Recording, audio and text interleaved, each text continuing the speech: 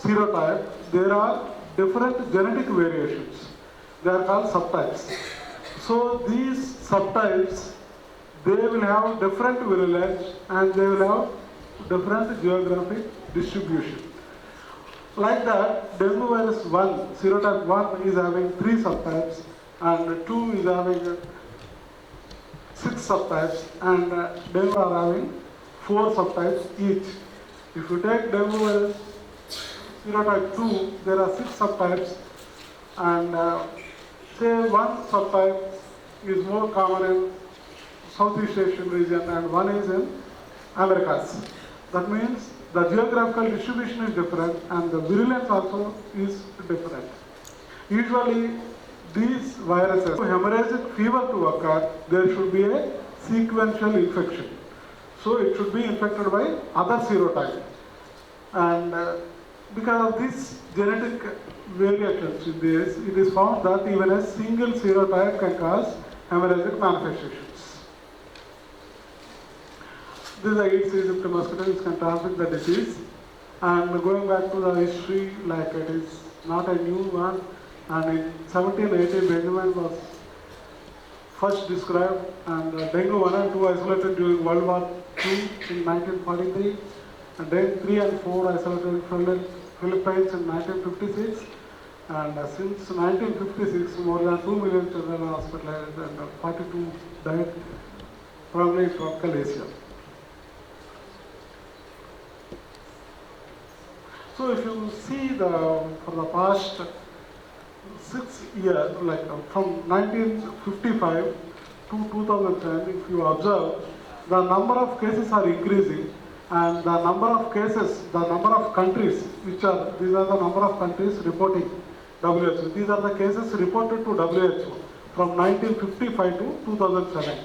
That means in the past 4 to 5 decades, the number of cases are increasing and the number of countries reporting dengue virus is increasing. So it's the most common arthropod-borne virus disease causing significant morbidity and mortality. More than half of the world's population is at risk. And this is the population at risk of the Southeast region, this is more 52%, and this is a population at risk elsewhere. And this is the Southeast Asian countries. These are countries and areas of risk of dengue transmission.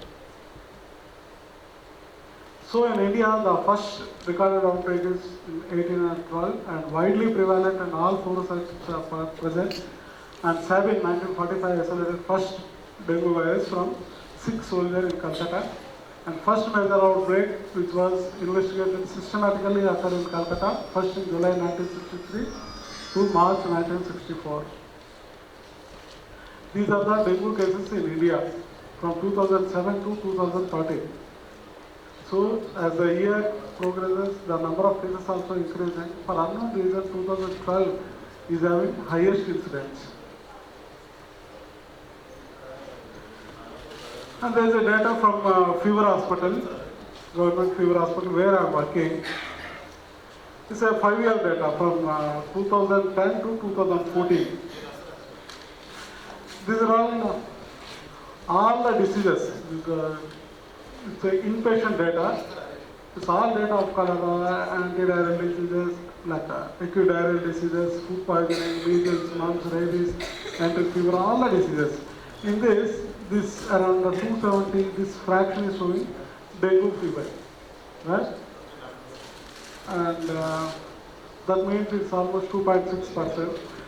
Of course, it's not the total burden. It cannot reflect the total burden because it's only inpatients. Most of them is seen in outpatient also. Only dengue hemorrhagic fever and dengue shock syndrome will be hospitalized. This is that data. And if you see here the occurrence throughout the year, almost from January to December, but the peak event is seen in August, September, October and November. And this is our hospital data for the past 5 years. Again in 2010, 39 cases, 11, 27 cases, 2012, 145 cases, 13, 18 cases and 2014, 45 cases. And here also 2012, 145 cases. And in the total country also in 2012, there are so many cases. And these are the cases, like, these are the total number of cases. And this is the dengue fever cases. This is dengue hemorrhagic fever, and this is dengue shock syndrome in 2010. And 2011, again, total number of cases are 27, among them 18 are dengue fever and 8 are dengue hemorrhagic fever, 1 is dengue shock syndrome. And 2012, total number of cases are 145, dengue fever 70, and dengue hemorrhagic fever 72, and dengue shock syndrome 3 cases. 2013, 18 are the total, and dengue fever 11, dengue hemorrhagic fever 6, and dengue shock syndrome are 1 case. And 2014, total number of cases 45, dengue fever 24, and dengue hemorrhagic fever 20, shock is 1. If you observe this data, dengue hemorrhagic fever, hemorrhagic manifestations, and dengue shock syndrome, that means the severity of the disease, definitely it is increasing. So more number of dengue hemorrhagic, this is how the dengue transmits. Mosquito, when it feeds the infected person, and the virus will enter and replicates in the salivary glands of mosquito, and when it takes the DP and it bites another person, it spreads like that. So here the clinical manifestations, dengue fever can present in 5 ways, and most of them they are asymptomatic. And in the symptomatic, most of them will be undifferentiated fever, dengue hemorrhagic fever, and dengue shock syndrome. These are the 5 ways how the dengue fever can present. So undifferentiated fever, like any other fever, the patient may have mild cough, cold, and body pains, and this can be treated in outpatient basis. And coming to the dengue fever, how the patient, like when do you suspect dengue fever in a OP? So any patient with sudden onset of high fever, 39 degrees to 40 degrees, with chills, and with intense headache, muscle and aches, this severe muscle pain, that's why it's called as breakbone fever, and severe retroorbital pain, and anorexia, constipation, pain abdomen, sore throat, and weakness of general depression also will be seen. This case, according to WHO, is called as suspected case of dengue. If this is proven lab-wise, dengue.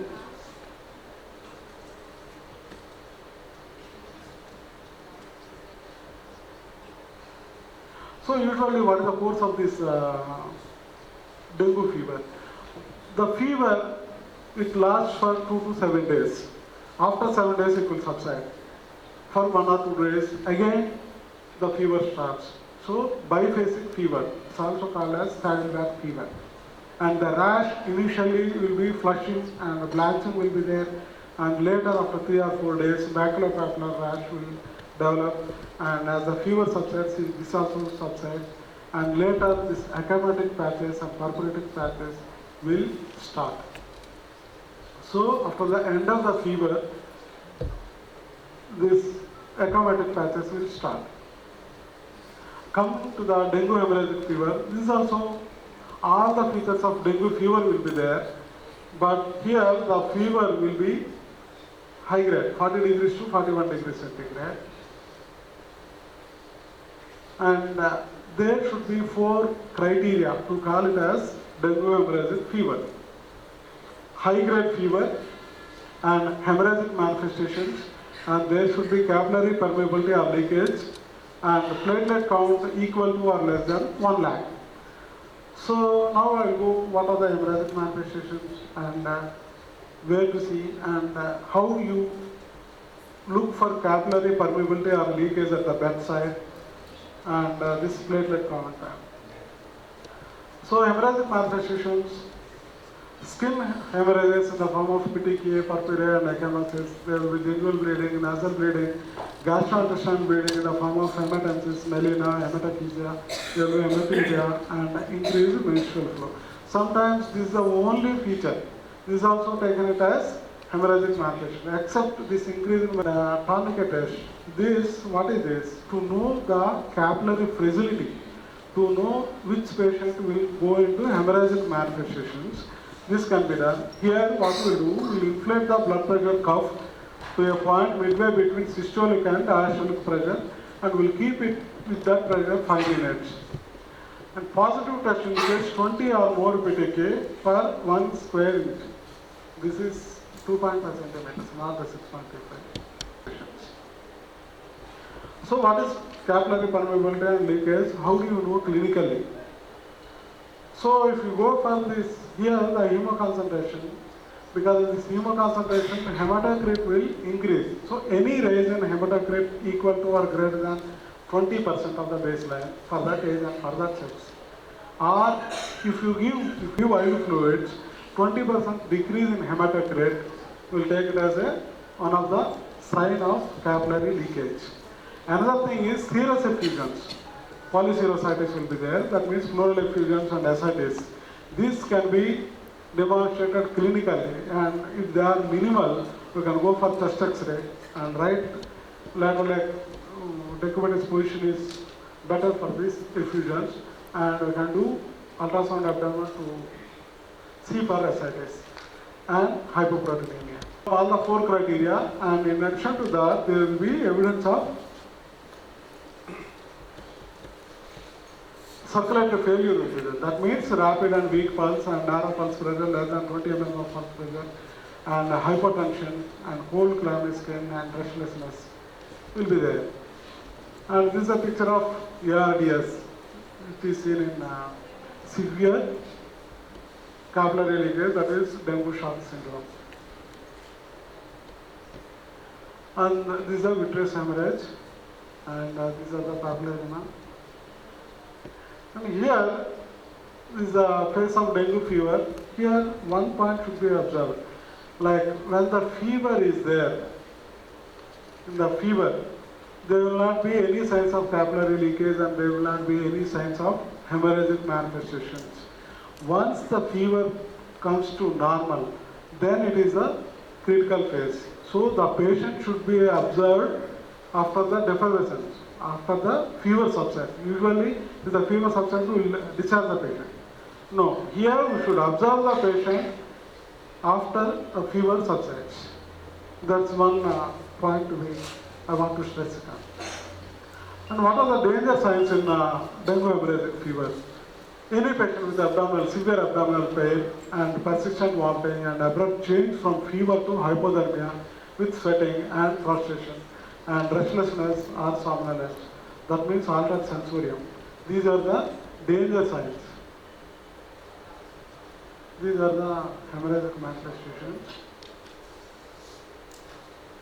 And what are the risk factors for the dengue hemorrhagic? The virus strain itself, if it is a very virulent, the patient can have viral hemorrhagic fever. And pre-existing anti-dengue antibody. Usually, as I told you, Hallstatt, he proved that sequential infections are causing dengue hemorrhagic fever than one single serotype. And that sequential also, if the serotype 1 is followed by hemorrhagic manifestations, and that patients will go more into dengue shock syndrome than the serotype 4 followed by serotype 1. It is proved as a maternal antibody. That's why it's more dangerous to the infant. And our genetics age and higher risk in secondary infections, higher risk in locations with 2 or more serotypes circulating simultaneously at high levels. And these are the atypical manifestations, rarely seen, neurologically, encephalopathy, mononeuropathy, polyneuropathy, and GB-like syndrome. It's not unusual to see Guillain-Barré-like syndrome.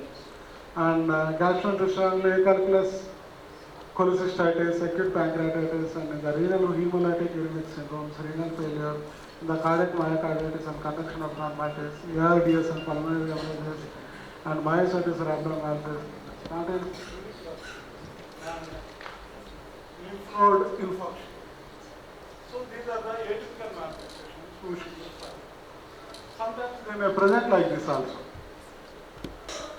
And WHO grading of dengue hemorrhagic fever, grade 1, fever and non-specific constitutional symptoms, positive tourniquet test is only hemorrhagic manifestation, and grade 2, grade 1 manifestations plus spontaneous bleeding.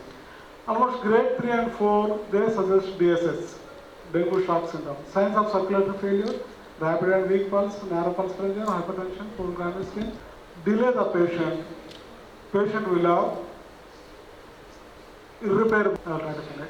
And coming to the differential diagnosis, this is more important here because these cases like malaria, typhoid, leptospirosis, meningococcemia, rickettsial infections, here there is a specific treatment and patient can improve well and there is every chance to present like miss these cases. So we have to look after all these cases. And coming to the immunopathogenesis, here the persons who have experienced a dengue infection develop serum antibodies that can neutralize the dengue virus of that same serotype. That is called homologous antibodies. And if the second infection occurs, that is a heterologous antibody. But heterologous antibodies cannot dilute the second infection. And it causes more this one and it will facilitate the virus to replicate in the monocytes. That monocytes in turn will release vasoactive amines and other inflammatory mediators to cause capillary leakage. And coming to the laboratory diagnosis, in the WBC, leukopenia will be there, and LFT may be raised, and hypoalbuminemia will be there, and we have to check even for microscopy, chest X-ray, for polycirrhosis and ultrasound abdomen, and dengue specific tests. This will be covered by next speaker, that's why I am not done. But viral isolation and serology, NS1 antigen and IgM antibody after 5 days they will form, and they disappear after 3 months, and IgG antibody will be there for. And management and treatment, ensure good hydration, more sick the patient, the more aggressive the hydration, rest and antipyretics. And treatment is the volume fluid need is similar to the treatment of diarrhea, and crystalloids, and like 5% dextrogen, beta-lactam, 5% dextrogen, half strength normal saline, 5% dextrogen normal saline, and colloids, Dakshan 40%. We have 2 more minutes, just 2 more and we'll finish. And here, this is the WHO guidelines for the treatment of dengue hemorrhagic fever.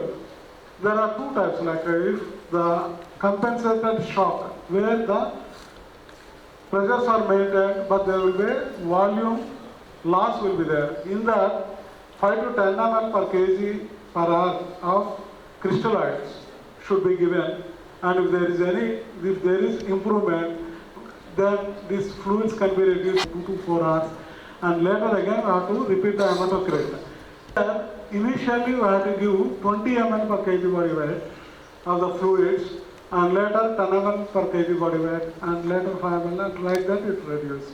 And hematocrit should be repeated after 6 hours, and if still the hematocrit is high, we have to give 1 more bolus of 20 ml per kg body weight. And if hematocrit is less, we have to give whole blood. And platelet transfusion. Platelet transfusion should not be given early. It is abused in all hospitals. And if there is any severe bleeding, less than 50,000 of platelets we can give. And if there is no severe bleeding, even less than 50,000 also, we need not give platelet transfusions. But prophylactically, we can give if the platelet count is less than 20,000 to prevent IC bleed. And steroids, heparin, immunoglobulins, interferons, preservatives, these are having no role.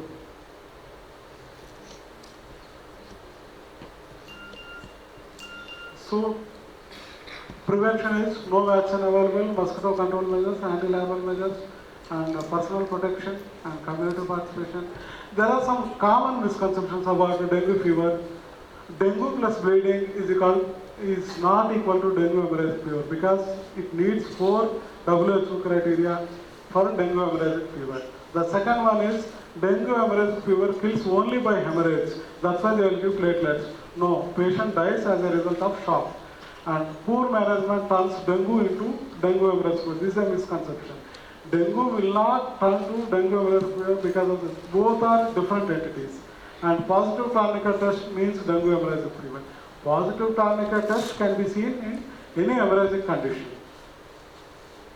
And DHF is a pediatric disease. No, it can involve any member. DHF is a problem of low economic. No, it all socio-economic groups. And tourists will certainly get DHF with a second infection. No, everybody is prone. The take-home message is, here the capillary leakage will kill the patient, not the hemorrhage. So IV fluids are just enough to save the patient, not the platelets. So platelet abuse should not be there in dengue hemorrhagic fever. Thank you all for 5 minutes. Thank you, management. I read by the many private hospitals and private practitioners. So now I think we can allow 1 or 2 questions from the audience.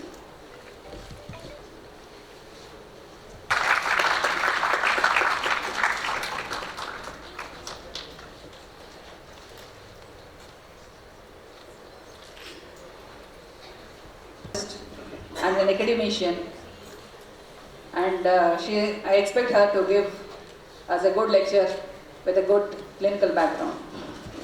Thank you, Dr. Nagamani.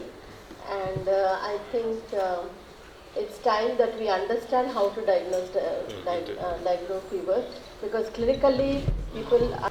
So some of these slides are going to be a little bit of repetition from the previous presentation, which I could not help. So across the board of infections in India, we have a large variety of infections. And India actually is a bowl of infectious diseases, unfortunately, because we don't have a good public health system in the country. So we have mosquito-borne infections, we have the airborne, we have sanitation-related infections, and the waterborne infections. Among these, most of them are because of the monsoons and after effects of the monsoon. The monsoons create the bad environment that creates, and most of them result in what is called as the arthropod-borne infections. So we have the monsoons, as you all know, brings all kinds of arthropods, and here we are going to talk more about mosquitoes and the viral hemorrhagic fevers. So among the viruses that cause these hemorrhagic fevers, we are going to talk about dengue, because dengue is the most emerging human pathogen. This is the one which is worrisome because most of the places it is being transmitted by Aedes aegypti. The Southeast Asian countries are the endemic zones for this viral infection, and India forms the majority of the infections are seen in India. Though,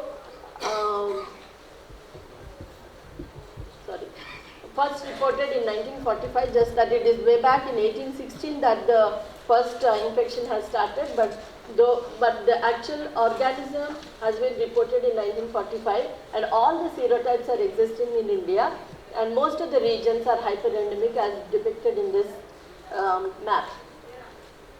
Dengue has a pattern of epidemic activity every 2 to 5 years, and this is what I am showing is the NIMS data, because it is a little different from the one what Dr. Rajarao has shown from the public hospitals, but ours is a tertiary care hospital where we see more number of severe cases rather than the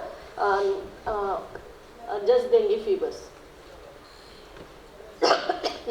Dengue also has a seasonal incidence. As I said, it is mostly on the post-monsoon periods. And what we get in our hospital is from the surrounding areas, though Hyderabad is the most majority of the cases, but however we get from adjacent districts as well. And this is how the trend is going on in our hospital. All the infections generally are seen in after the monsoon is over till the winter period. So the problem is how to diagnose. As the previous speaker has said, most of them are asymptomatic in infection and they may not reach the hospital, but still the people who reach the hospital have a classic dengue fever where clinically people can detect and identify it is dengue fever. And then if they go on to the DHF and DSS, of course, the story is different. But we are more worried about the asymptomatic infections. The classical features of the fever, headache, micropapular rash, etc. defined by WHO can be seen in very few people. And sometimes we also see atypical manifestations. This is the data from NIMS. And not only that, dengue does not come just as a standalone infection. We are also seeing as co-infections with other mosquito-borne infections like chikungunya, malaria, or some kind of other insect-borne infections like strep typhus. So, with all this, definitely there is a challenge for the diagnosis. As I was browsing through the net, I found out that in the very same institute, that is IICT, in 2013, Dr. U.S.N. Murthy and his group had developed a software for a rapid clinical diagnosis of dengue. But unfortunately, I could not contact him, nor could I get more information on this. So we'll just move on to the laboratory diagnosis of dengue. As already the previous speaker has said, the most important parameters are the platelets and the liver function tests. The platelets, rapidly falling platelets, and the increasing SGOT levels.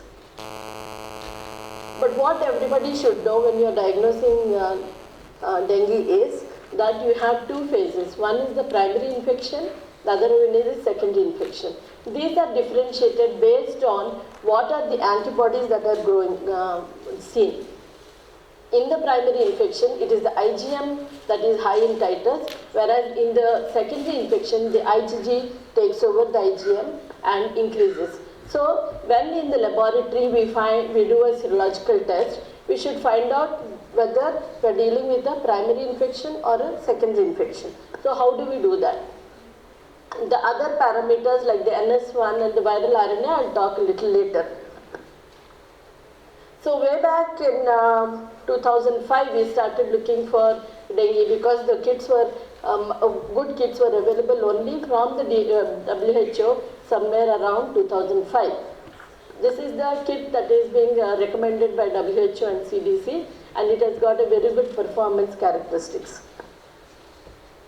So when we do the serology by ELISA technology, we have a lot of values which we have to really sit back and interpret properly.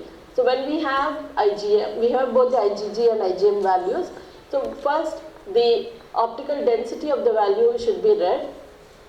And if the ratio of IgM by IgG is more than 1.2, it indicates a primary infection. But if it is less than 1.2, that means the IgG is more than the IgM, then it indicates a secondary infection. Whatever may be the clinical features. Second, if the index value, that is IgM over IgG, is more than 1.7, it is primary, and the reverse is secondary. And also when we calculate the units, sometimes the ELISA units we calculate, if it is more than 11, it is a primary infection and a present infection, versus if it is more than 22, that means the IgG values are more, then it is a recent secondary infection. So this is how a laboratory person should interpret the ELISA readings. But when we are talking about the antibodies, we are talking about only at the later phase of the infection. So what about the early phase when the patients have fever? And this is the part which has been missed all these years, because we do not have diagnostic tests here during this phase. So let us see what we can do at this point here. Now when we look at the diagnostic assays that are available now for dengue, we have direct methods which will detect whether the patient has got the circulating virus in the body called as viremia. So here we have a lot of methods like virus isolation, detecting the genome by the molecular methods, and the NS1 antigen detection. And these tests, because they are directly detecting the virus or its product, or the virus or the RNA, the specificity of this test is very, very high. Unfortunately, they do not have a good sensitivity.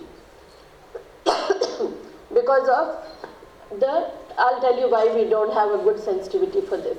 Versus when you have the post-viremia phase, where the serology plays a good role, we have a good sensitivity versus a very poor specificity. That means we can't differentiate whether these antibodies are from due to other infections, related infections also. So we can't definitely say this is dengue.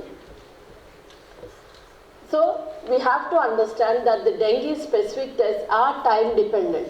That means at what phase of the infection this patient has come to you. When do you want to say that patient has got a primary and a recent infection? When do you say a patient has got a secondary and a recent infection? So both have to be differentiated at the laboratory level, because clinically both appear same. Though DHF and DSS are more in the secondary phase, but that doesn't matter, because if the patient comes with fever, you should know in what phase of what, is it a primary or a secondary infection. So in the early phases, you can, as I said already, virus isolation and the PCR assays and the antigen assays. But whenever a patient comes to you, please make it a point to collect two samples. One is when the patient is present with you, and call him or her back and take a second sample at least 14 days apart. So this slide is very good to tell you when the test becomes positive and which test becomes positive and how do you interpret.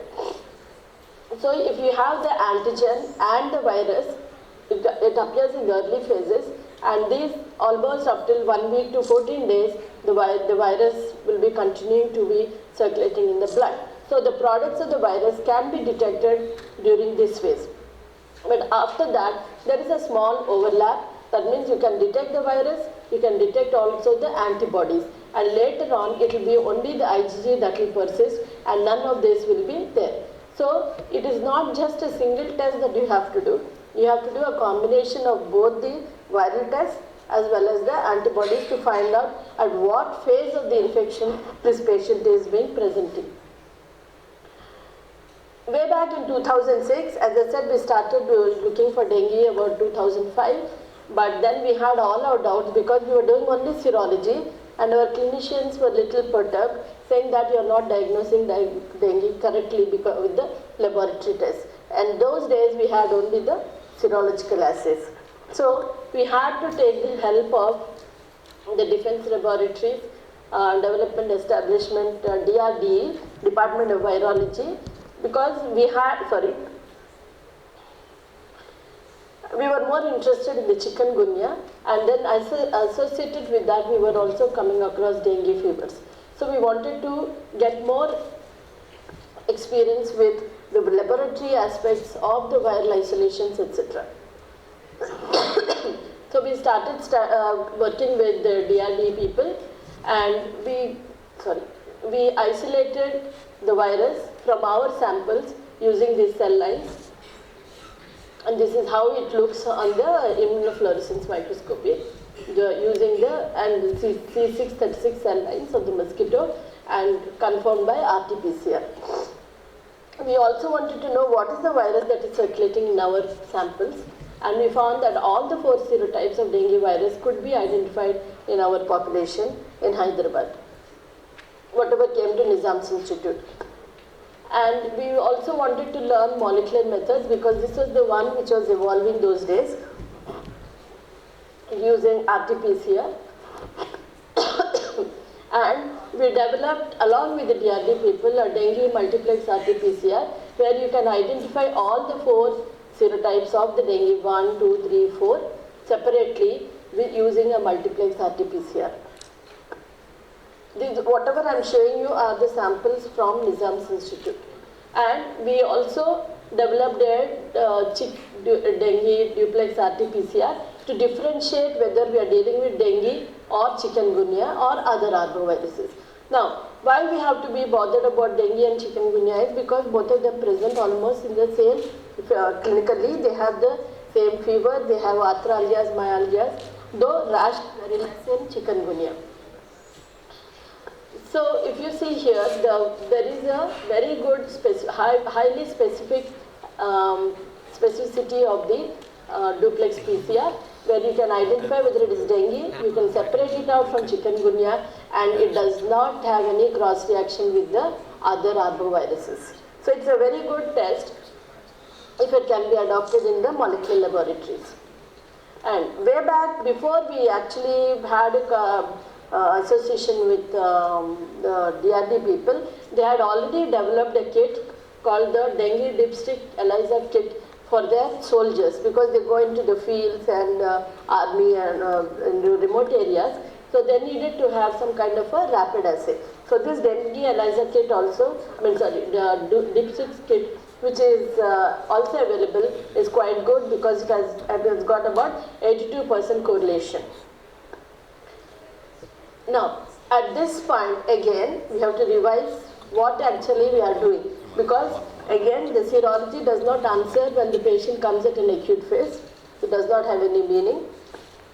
And the virus cultures take a long time, so they are not clinically useful. So what is that what we want? We want something which is clinically useful at the point of the patient when he comes to us. We should have an answer for him. So at this point, people started looking at what is called the NS1 glycoprotein antigen of the dengue virus. And it has now become the most useful tool because of the facility to give an early diagnosis to the patient. And it does not have any variation. So it is highly conserved, so it is easy to handle the antigen. And it lasts from it starts from one first day and maybe up till 18 days post-infection, you can detect the antigen.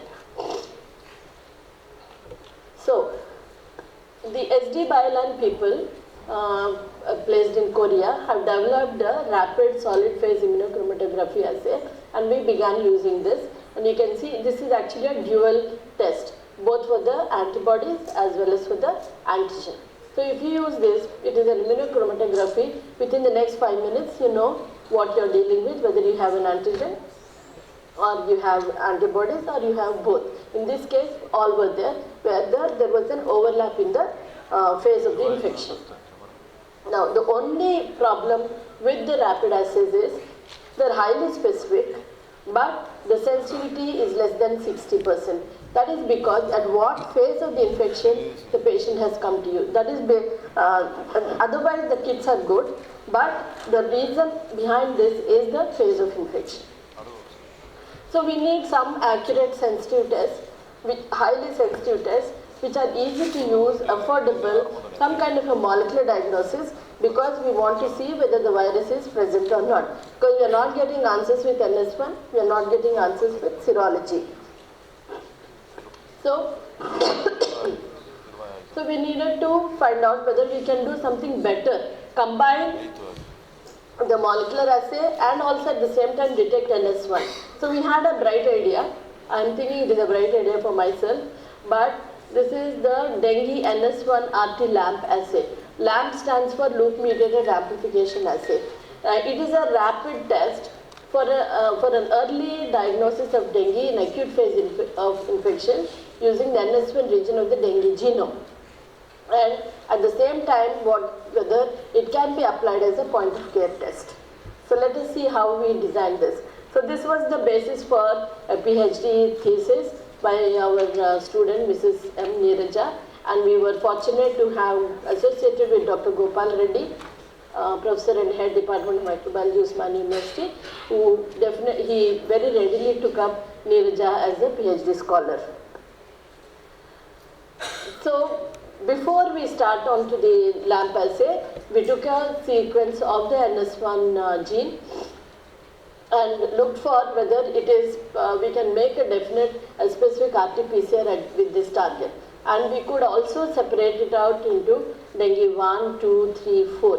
So the different regions of the NS1 could be identified separately using, we standardize the RT-PCR. The sensitivity of this RT-PCR is as low as, as high as it could detect 1,000 copies for dengue 1, 1,000 copies for dengue 2, 100 copies for dengue 3 and 100 copies for dengue 4. That means it's very, very early in the stage of infection. And at that point, CDC also started promoting a dengue RT-PCR, and when we compared with the dengue CDC PCR, we could get comparable results with our RT-PCR. So with this target being very specific for the NS1 and the differentiation between the 4 serotypes, we went ahead developing the LAMP assay. I'm not going to go into the details of what the LAMP assay is, but suffice to say that unlike the PCR, this uses 6 primers, sort of a nested PCR, 2 outer, 2 inner and 2 loop primers, and all these 6 primers target 8 distinct sequences of the gene. So that means it is becoming very highly specific as well as very highly sensitive. Also, the difference is it is a single step and a single temperature, does not require a thermal cycler, so the cost is drastically reduced. It uses a BST polymerase which acts at temperature 63 degrees centigrade, which helps in a strand displacement. That means there is no need of a denaturation also, and there is no, because it is an RNA, we need not, and we have to do a reverse transcription, but here there is no need for reverse transcription, and the amplified products appear as alternatively inverted repeats of the target sequence like a dumbbell. And on the gel, this actually we can do a visual detection of the LAMP product. Sorry for this thing, but here you can see a green fluorescence, which are positive cases, and a negative one appears like colorless or a light orange color, because we are adding cyber green, which is a fluorescence dye. And the LAMP product on the gel electrophoresis appears as a sort of a ladder pattern because of the various dumbbells that are formed there. We wanted to further move on because the LAMP, as I said, as I showed you, I think LAMP takes only about 60 minutes for the entire test to be completed. So that means it is very, very rapid. And of course, it is very easy to perform once you master the technology. And so we wanted to see whether we can still further enhance the availability of this test to remote areas as a point of care. So I was instrumental in developing the dried blood spot technology for large-scale epidemiological studies for HIV and herpes simplex, etc. So we thought, why don't we apply the dried blood spot technology and take the LAMP assay and combine these two, dengue virus, NS1 RT-LAMP on dried blood spots. So the assay we found can move to the periphery and closer to the point of patient care. So that means when you take a dried blood spot, just elute it out and put it in the LAMP assay reaction tube, and then within the next 60 minutes you can get the result. Because it does not require any instrumentation, does not require any cold storage, etc. You can go to remote areas, do the test there itself and get the results. What we found with our RT-LAMP is all the features that are required for the assured test. Assured means affordability, sensitivity, specificity, user-friendly, rapid, robust, equipment-free and delivered at the point where it is required.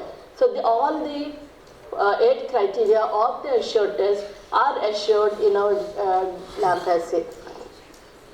And when we put all the 4 parameters together, NS1 ELISA, IgM, IgM ELISA, IgG, IgM ELISA, NS1 RT-PCR, these 3 are almost same as you see here. When you combine these, you can find that the 100% diagnosis can be done in the lab with all the parameters in place. But then it is not affordable by the patients. So we have to find a way where we can apply these for the patient's sake. So what we do is we do the IgG, IgM ELISA and the NS1 testing. Madam, you have 2 minutes. Yeah, I finished. So, this is how the diagnosis has to be done. Please understand the phase of the infection, and then only you can identify at interpret your test properly. So, as somebody has said, what else has to be done for dengue? We have good laboratory practice, of course. We have a good clinical practice, but unfortunately, we do not have a good public health in India. This is what is very worrisome, because the awareness has to be improved to reduce this kind of burden of these infections, which are because of the muck and the vectors that are circulating in the environment. This is a good example of how a community can take part in the prevention methodologies. So the Dabbawalas of Mumbai spreading the message of dengue prevention and control. So this is what they have started. So as per somebody's statement, dengue control can never be achieved or sustained without community empowerment and ownership. So all of us have to take responsibility in trying to control our environment and the filth that we have in our surroundings. But there is a very good excitement going on, because the world's first vaccine for dengue is being prepared by Sanofi Pasteur and probably will be released somewhere in the second half of 2015, that is this year. It will offer about 95.5% protection against severe dengue and 80.3% reduction in the risk of hospitalization. That means the number of severe cases or the complicated cases definitely should come down with this vaccine. So I thank the organizers for giving me this opportunity. Our Director Nizam and the Dean of Nizam's Institute of Medical Sciences, our colleagues at Virology Division, DRD Gwalior, Dr. P.V.L. Rao, Parida and Dr. Das, and my own colleagues in the department, my PhD scholars, Mrs. M. Girija, Lavanya and Mrs. Nagapriya. Thank you.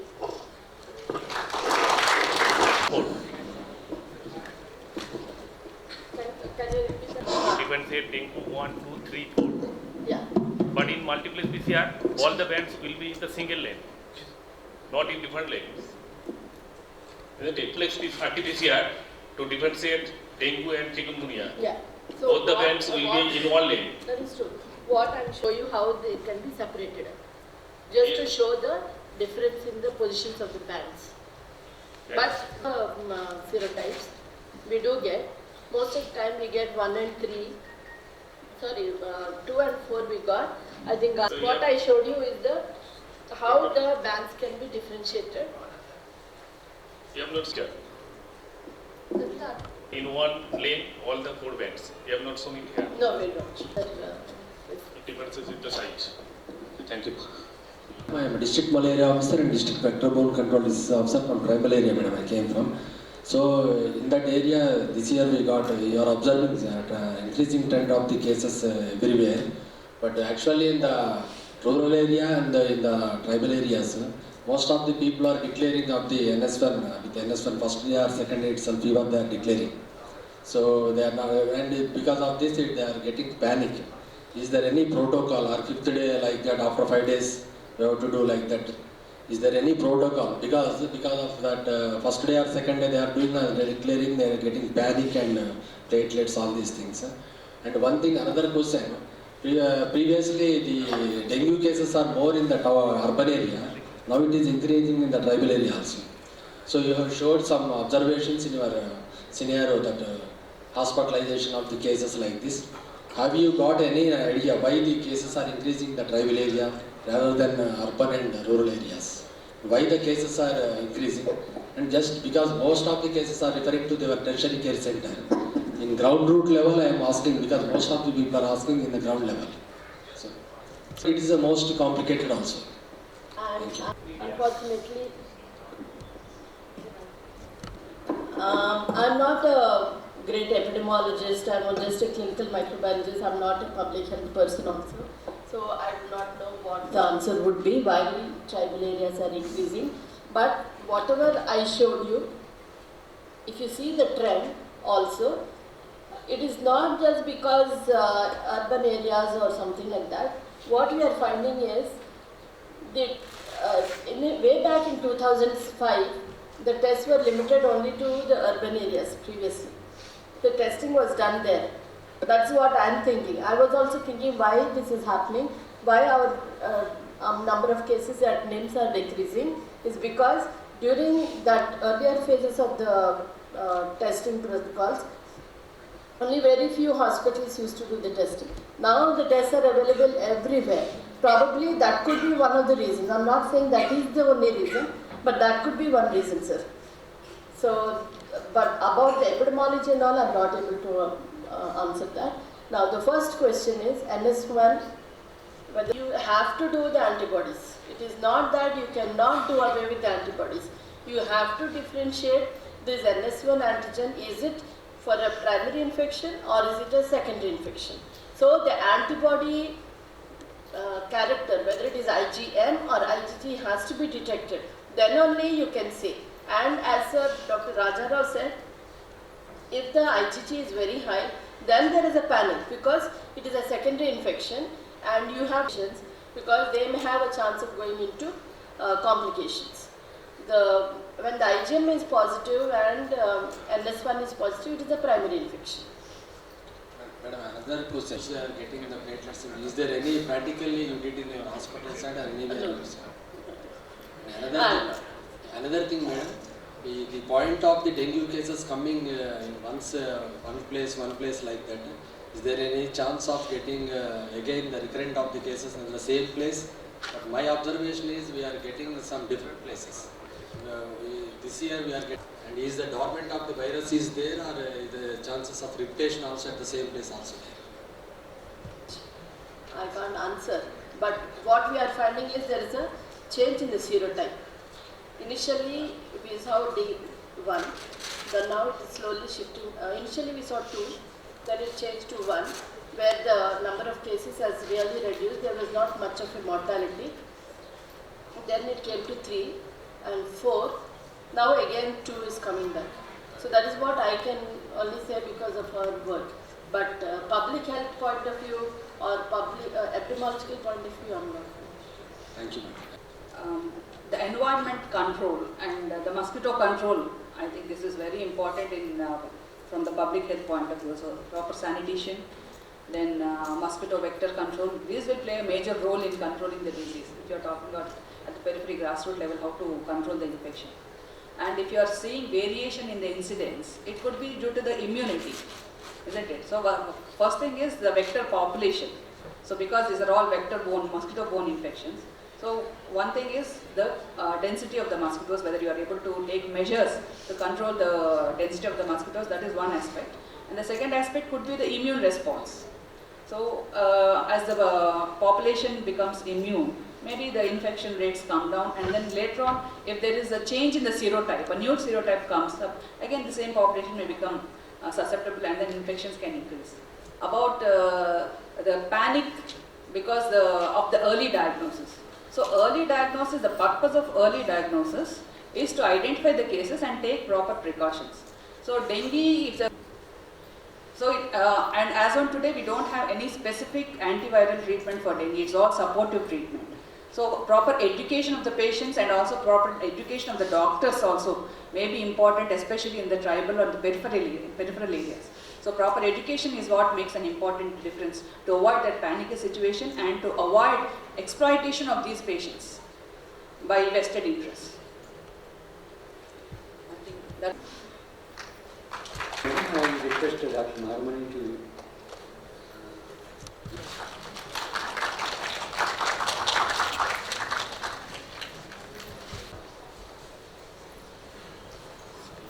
He is a senior scientist with extensive experience in HIV, serotyping.